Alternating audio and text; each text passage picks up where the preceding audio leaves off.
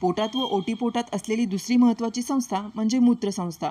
मूत्राशय, मूत्रोत्सर्जक इंद्रिये या सर्वांच्या कार्यावरही या क्रियेचा चांगला परिणाम होतो व मूत्रसंस्थेचे बरेच विकार बरे होण्यास नवली क्रियेचा उपयोग होतो. नवली क्रिया पोट व ओटीपोटाशी संबंधित असली तरी या क्रियेत श्वासपटलाची हालचाल ही परिणामकारक असते. या हालचालीचा संबंध व परिणाम वरच्या छातीवरच्या अवयवांवरही होतो.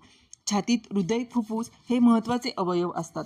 श्वासांच्या काही विकारांवर, विशेषतः दमा, खोकला, कफाचे विकार अशा विकारांवर या प्रक्रियेचे चांगले परिणाम होतात.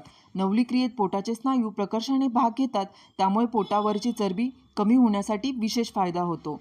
विशेष दक्षता, या क्रियेचा पोटातील इंद्रियांवर खूपच दाब येतो, त्यामुळे जठर, मूत्राशय, मलाशय हे रिकामे हवे. म्हणूनच सकाळच्या वेळी ही क्रिया करावी. जेवणानंतर ही क्रिया अजिबात करू नये. नवली क्रियेत फक्त पोटाच्या स्नायूंची हालचाल अपेक्षित आहे. त्यावेळी शरीराचे